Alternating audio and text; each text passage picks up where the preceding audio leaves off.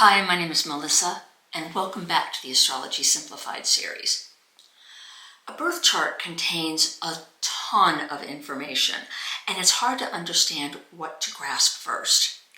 In the first episode of this series, I showed a few tools that you can use to really get to the heart of the chart without all the confusing language of the signs and the aspects and the houses. Just these basic concepts can help you really get to the answers to the questions that you need in your chart. Yes, the signs and things are helpful as well, but this basic stuff that I shared in the last video is enough for you to get at a glance what the chart is saying to you. And today we're going to do that with America's chart.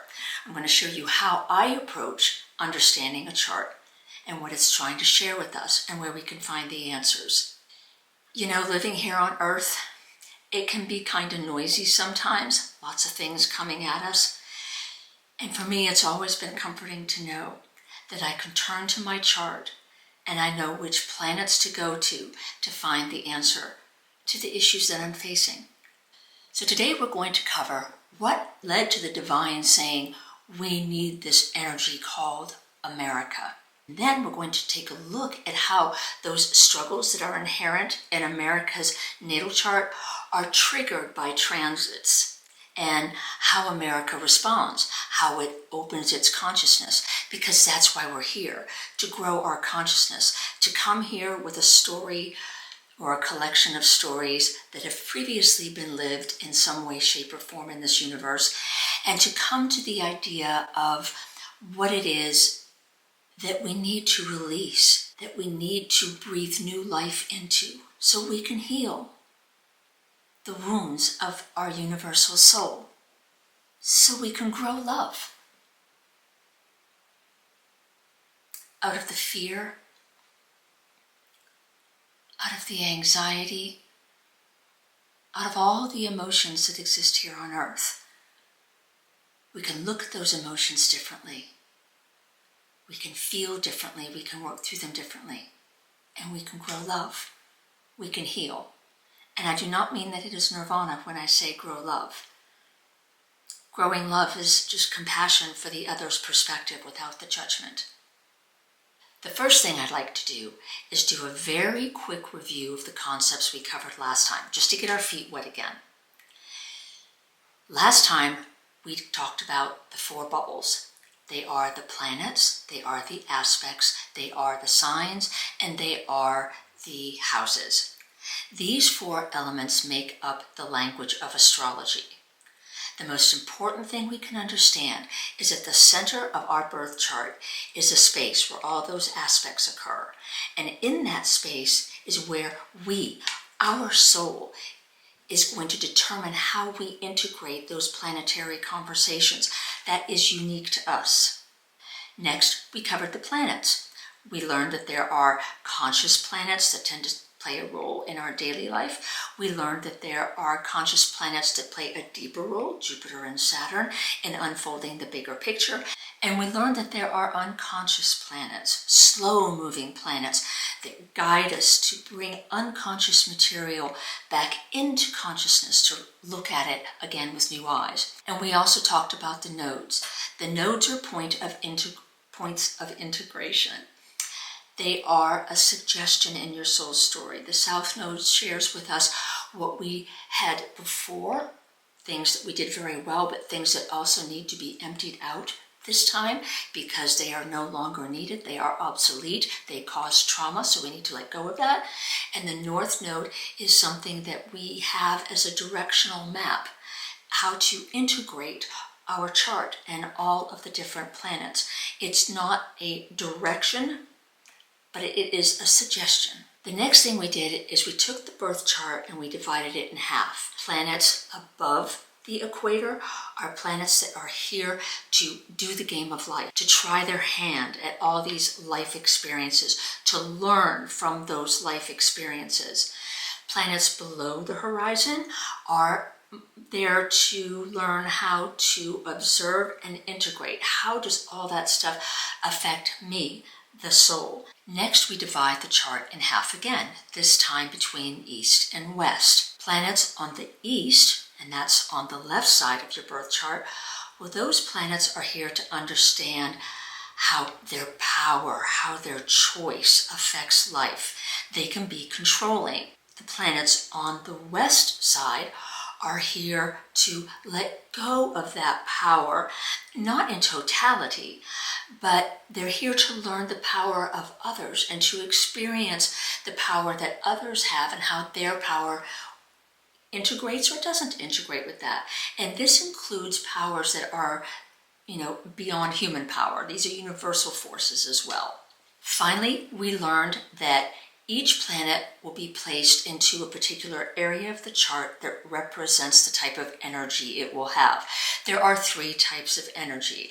There is cardinal, there is fixed, and there is mutable. Next, we overlay the elements on those modes. The elements are the motive that the planet will have. It will have either fire, it'll be motivated by its intuition, by its ideologies, or it will be in an air space, which means it's motivated to connect. And then we have earth, that is motivated by security and being practical, pragmatic. And then we have water, which is motivated by the inner world of sensing and emotion. Air and fire tend to go out. Earth and water tend to hold. Those are important concepts to understand as we go into interpreting America's chart. So let's get going on that. As an evolutionary astrologer, and just as Melissa, I have always believed that every experience that happens, whether it is digging a garden, picking a flower, whether it is driving a car over the speed limit, anything, or whether it is some of these really traumatic events that we have here on Earth for humanity, all of that is stored somewhere. And before we're born, pieces of that come into the soul that is on the assembly line waiting to be born. You didn't have to experience it before, but you have that karmic knowledge. That's the South Node. The North Node is this idea that there are universal rules, and I will share those with you in one future video. But there are universal rules of what we are aspiring to in humanity. There are 9 of them. And that's the North Node. It's a suggestion. You can do it in any which way, shape, or form. But that North Node is a suggestion as to how to integrate your chart. Now, let's talk about America's North and South Node. In these charts, I have included sign information. And when I do the signs, and you'll see this when I get to the sign series, I simplify and I say it's between this and it's between that. So for America, with its South Node in Aquarius, the goal of Aquarius is either the corporation or the cult. So there's a lot of space in between there to interpret, right? It's not a this or that. In a corporation, you bring your values. And in exchange for your values and your abilities and your skills, this corporation provides you not just a paycheck, but an environment to work in that is, on the sunny side of things, ideal for you. A cult does not do that. A cult, you do not have the power of free will. You are manipulated. You are told what to do. You are deceived. You cannot think for yourself. The opposite of a corporation. America, in the volumes that came down, that kind of stuff was poured into our South Node. So our South Node carries that tragedy of being someone's puppet, of being manipulated, of being in a cult type of setting. America's North Node is in Leo. Leo is trying to learn self-confidence, or it can be self-centered. Our North Node is in a water space that is fixed. So it's saying, build an emotional understanding of yourself to create self-confidence. In the South Node, our chart is saying you need to empty out this idea that you can be manipulated, that you are someone's puppet. Pluto in the chart when you're looking at it to understand where the soul came from, represents the psychological trauma that occurred. Pluto in our chart is in Capricorn. Capricorn is the idea of you lead with the heart. You are a leader who not just leads from the heart, but you care for the people. You understand what's going on. You're compassionate. You can make those sometimes very difficult decisions about who gets the food. I mean, that's the test of Capricorn, right? But the shadow of Capricorn is leading with the wallet. You really don't care. You're just concerned about the money and the material gain that you get. Okay, so America has its Pluto there. So it has trauma about being at the low end of that giving scale of someone leading with the wallet and they got the short end of the stick. So here we know now that America was possibly a puppet in a cult and that the leadership didn't care for it. It didn't provide what it needed to survive. Remember, that second house is Earth and it's fixed. It's concerned about survival. Neptune represents our wounds to reality, where we were deceived. And it makes sense for America's chart that Neptune is in that 9th house.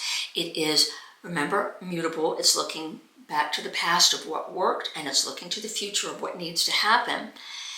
But it's in that sway point of looking back and forth.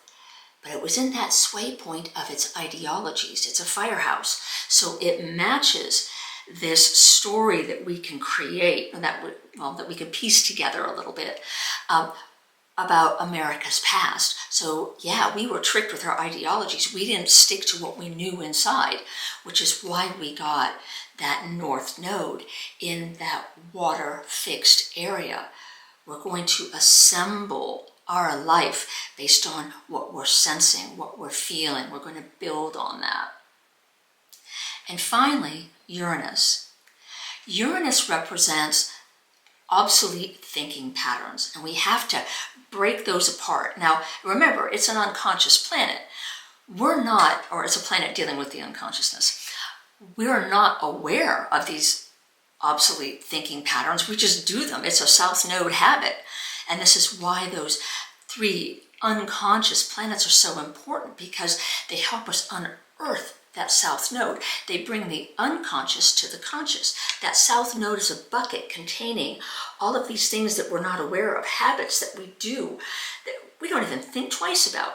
So Uranus is there to help us break through that by giving us situations in life that awaken us.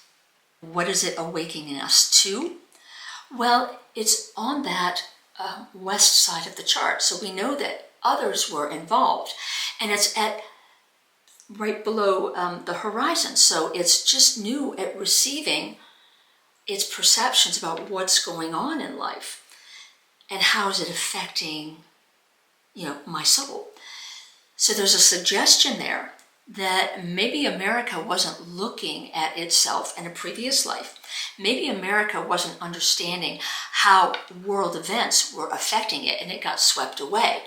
So this time, we need to make sure that we don't let other people call the shots. We have to awaken those ideas. And they're not just ideas, they are habits, they're hidden. And it's going to hurt when those things get awoken.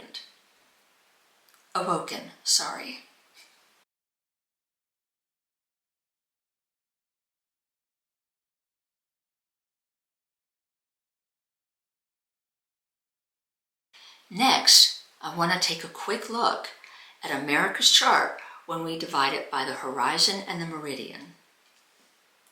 So imagine a soul who's been swindled in the past and led down this path to a false store of power, only to discover that everything they owned, or their values, be that physical values or psychological values, like valuing their freedom or kindness or honesty, all those were stripped of them. This time, they're going to exercise their power and take more risks and get help from others to achieve their dreams. They're going to learn to trust others again. We, America, are going to learn to trust others again by taking risks in those areas. Half of our chart, more than half, is in that area of let's get to know others again and get to know their motives, and let's get to know how to negotiate with them and make sure that we stand up for ourselves and we aren't bamboozled. So how do we learn to do that? By being bamboozled, by being led in a direction that doesn't really suit our values, and by having, sparkly things dangled in front of us that we really want and not listening to our internal values. When I look at the chart, I look at it moon first, because those are our inner motives. That's the stuff that goes on inside our head. It drives everything we do and all of our choices. The moon is trying to get to the sun. Sometimes it's an easy path, depending on the sun's position in the chart. Sometimes it's a challenge. In America's chart, it's a challenge. Remember, America's moon is at the bottom, and its sun is over on the top on the other side of the chart. So it's not necessarily an easy path. All the other planets are there to work with that moon to help us get to that sun. And on the way, we have to do all that work with those 3 universal planets to unearth that stuff that needs to be made conscious, because it's going to help us get to that sun. Here is my upside down way of looking at America's chart. The moon is at the bottom. Our inner motive is to control the environment. How do we do that? Well, we adjust and we communicate. Our inner motives, remember, we are looking at what's going on the outside. How does it affect me? And we're assessing, and we're thinking, and we're moving a little bit here and there. So we're going to be able to sense a direction and say, okay, how much can I go in that direction, and when do I need to stop? So America's moon, you could say, is controlling, because the moon by nature is a controlling thing. It's your inner motives. That's what you want to happen in life, your inner motives. But it can also be manipulative. The sun wants to be an inspiration and a beacon for the struggles of sharing and negotiating with one's power. To get to that diplomatic power, using those hidden inner motives of the sun, we need to use Mercury to perceive things. Mercury is going to be adept at reading emotion. It's going to be sensitive to what isn't being said. Venus, what we appreciate, what we value partnerships with Venus in that 7th house. It wants to connect, so we value connections. We value the balances of power. We value having influential connections. Now, to get what we value, we have Mars. Mars is your gas pedal in your chart. It's how you get things done. Mars likes to take risks most of the time, unless you have a mutable Mars. But even then, it's going to have to take risks. Mars, in our chart, wants to take risks at relationships. That's how it's going to grow. That's how it's going to get what it wants. Mars is there to help Venus get what it wants. And so Mars is going to create connections. It's going to take risks. It's going to battle for connections. It's going to battle within connections so we can understand the balance of power. Keep thinking back to that South Node and how America has this unconscious soul memory of being manipulated, of being a puppet to someone else's belief. So now that Mars is in go mode on let's connect and let's learn how to get along with others. Let's learn where we give, let's learn where we take, let's learn the pains and the joys of each. And then we have Jupiter.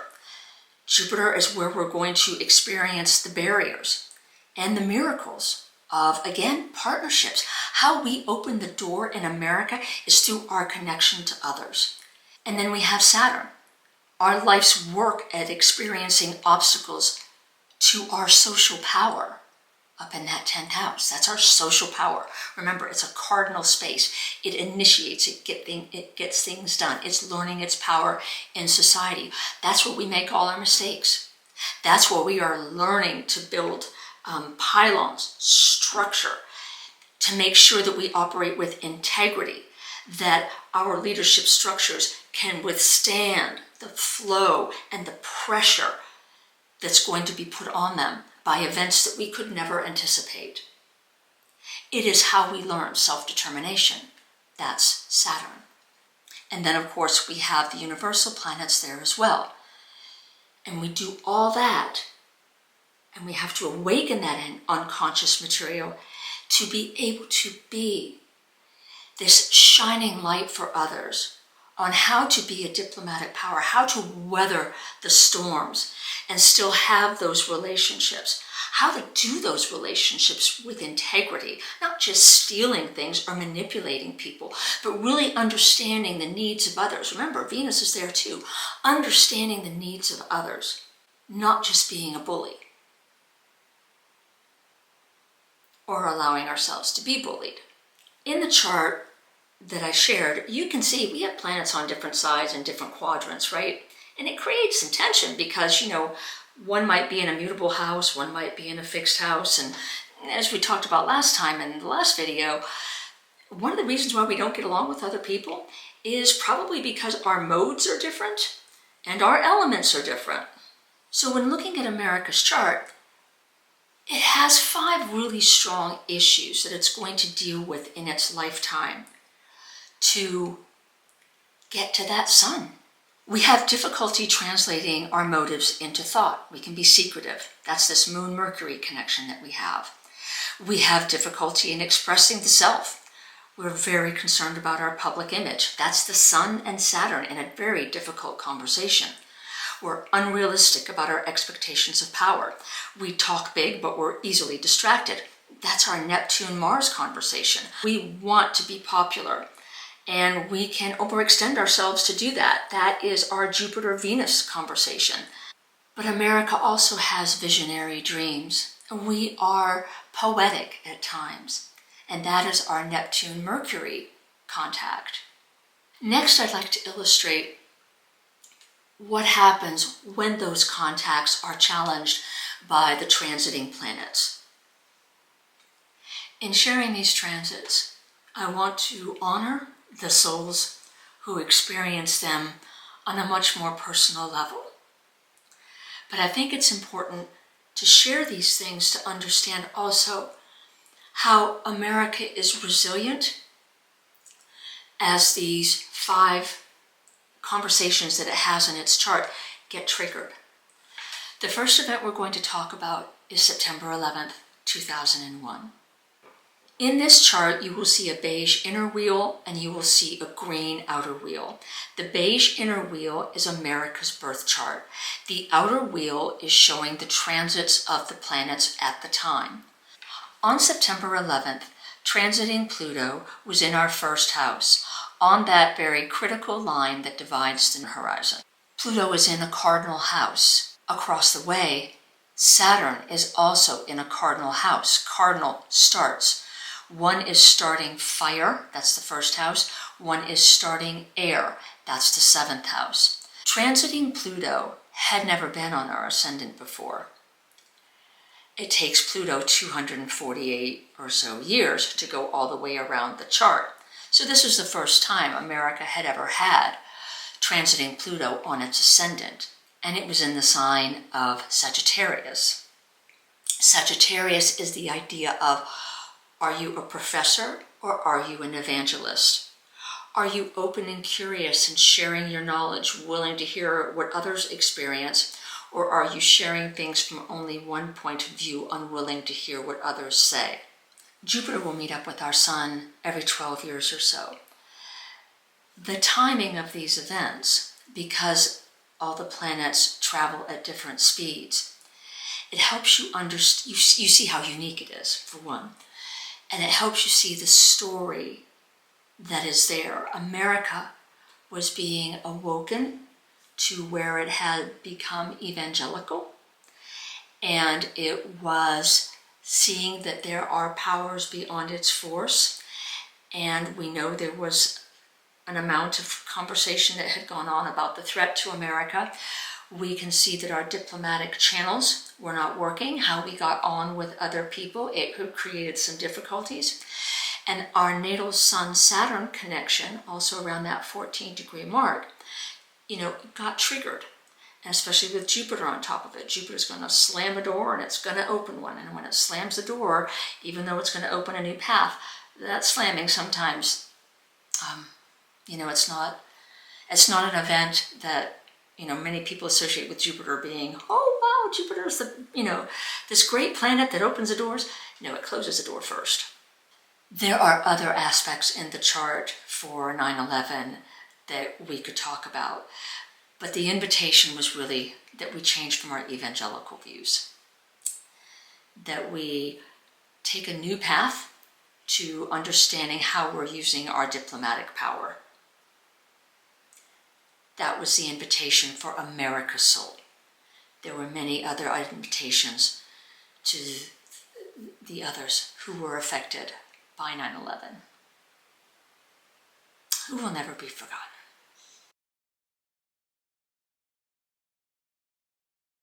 Next, we're going to talk about Hurricane Katrina. What's interesting about this chart is you'll note that America is still getting invitations to change its evangelical approach to life. It's still in our first house. What changes are the context that it had to our natal chart. In this chart, you can see Pluto in the first house, but it's contacting Mars in our natal chart, and it's contacting Neptune in our natal chart. Both Neptune and Mars are on that side of understanding how our power works with powers that are beyond us, whether that be in other people, other countries, or divine-like powers. Next, we're going to go to a more recent chart, but I just feel this is a good time to say that although we're studying tragedies, you can look at your chart and there are good things there too. Remember, the chart provides answers to all your questions. It can be an indicator of what's coming up, but it's never there to necessarily predict down to the detail of what's going to happen, because then you wouldn't be using your free will and your birth chart becomes a moot point. We're not here to control the future. And if you do tend to do that, there's a strong possibility that you have planets on that eastern meridian. I do. The unfolding of COVID was at a time when all astrologers had their eyes on this event that was happening that had never happened before in our history. Not just America's history, as long as we were tracking it, right? America was getting its Pluto return. So Pluto was coming back to talk to America's natal Pluto. And remember, Pluto is that purge function. It wants to purge the stuff that you want to keep hidden. So transiting Pluto was coming along to say, oh, America, remember this problem that you had between leading with the heart and leading with the wallet? Well, it's time to talk in a very deep and soulful way about that. Now, back up a little bit, 2008. In 2008, that's when Pluto went into Capricorn. Does anybody remember the mortgage lending crisis? It was this breakage point because the mortgage lending crisis happened during Pluto in Sagittarius. It got big. We had these grand ideas, loan all this money, make all this money with the houses, and I can buy more house than what I thought I could afford, and all that stuff. Well, the proverbial stuff hit the fan in 2008 when Pluto went into Capricorn, and it said, yo, you're leading with the heart, you're leading with the wallet. Well, we saw how in leading with the heart, we the people, our tax dollars paid to bail the banks out of the problem that they created by doing some unscrupulous things. So that's leading with the wallet, right? So we're emptying that wallet out. And throughout 2008 through 2024, when Pluto finally left Capricorn, we were learning a lot about the lack of integrity in our leadership structures. So in January of 2020, this big lineup was happening where Pluto and Saturn, and they hadn't been together since 1516. Pluto and Saturn and Capricorn had not been together since 1516. So Pluto and Saturn and Jupiter and the South Node were all coming together in Capricorn around the same point, which is right around the same space as America's natal Pluto. we were all curious. What will happen?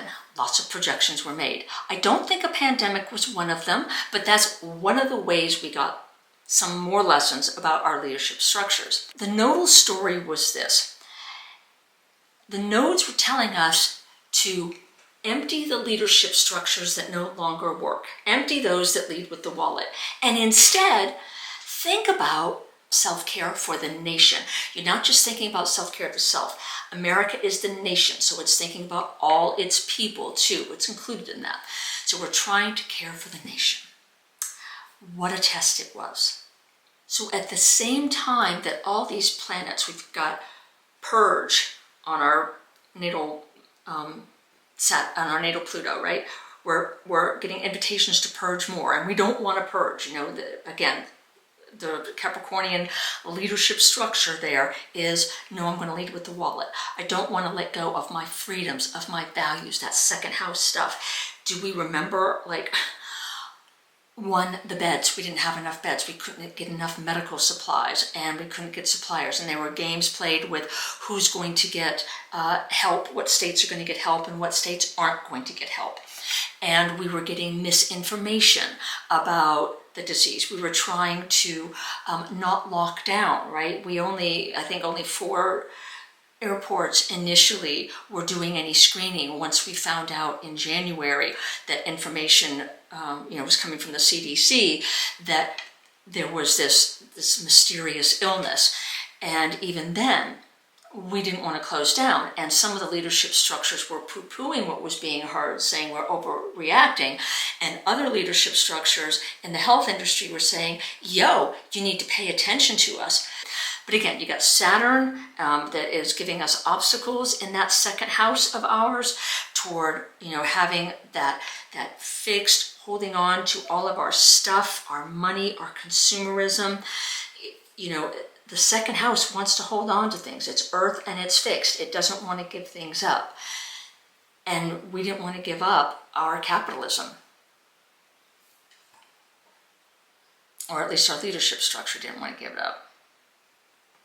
No, it's probably both. But this transit, because the second house is focused on security, Pluto was there to challenge just what is it that makes you secure? Is it the products? Or is it the values that you hold? Remember, the second house is this area of fixed earth. Earth is sensory. It's what you value. You value security. You value safety. That's not just from money. You get safety from connection to others. You get safety from knowing that you have a home. You get safety from knowing that you have a job, that you have money coming in, that your values, your psychological values are going to be met. So the nodes changed just after we had gotten into COVID, right? We went through this leadership battle stuff. But then the nodes change to Sagittarius, which is the south node, which is get rid of your evangelical ways, get rid of telling people what to do and not listening, the professor. Get rid of that. And we want you to aspire to Gemini. And Gemini is to be self-informed. Listen to what's going on inside your head. What do you think you need to do? And I don't know if anyone remembers, but the mask debates, who's going to mask and who's not, some people felt their freedom was being taken away if they had to wear a mask. Others felt that you're saving a life if you're wearing a mask. So there were great debates in how to get vaccines. The vaccine research had really started by this time. And understanding, we now had a name for COVID. We didn't have a name for it prior, but now we had a name for COVID, and we were going through these systems of trying to stop the spread of things, right? Gemini is air, it spreads. And in addition, Sagittarius is fire, and it spreads. So both those elements working together, there's a lot going on, both the disease moving and so are the solutions to the disease moving with the vaccines and stuff. But there was a lot of battle. Even in the UK, it has a totally different chart about lockdown. And they were all locked down over there. And we were not here. They went through far more extensive lockdown measures than we ever did. Looking at a chart can be overwhelming. But if you know those one-word explanations of a planet, you can get the gist of what's going on. If you can see where that planet is located, you can get the gist of what's going on.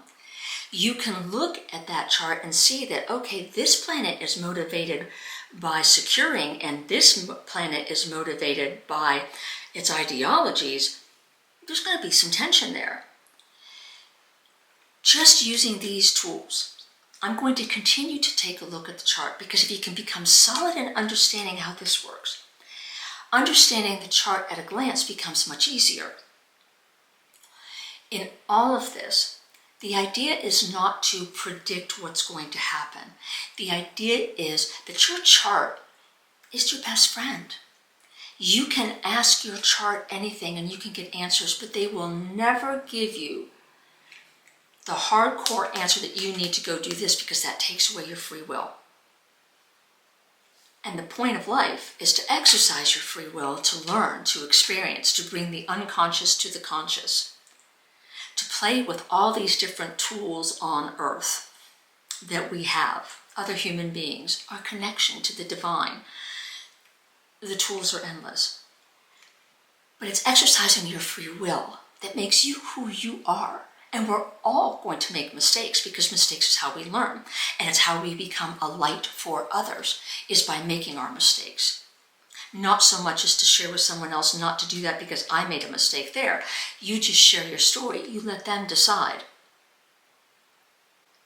If you've enjoyed this video, please consider giving it a like or a subscribe or sharing it with someone else. Next time, we are going over America's marriage chart, which is a beautiful one. And we're going to answer the question, can this marriage be saved? Thank you again for joining me, and I'll see you soon.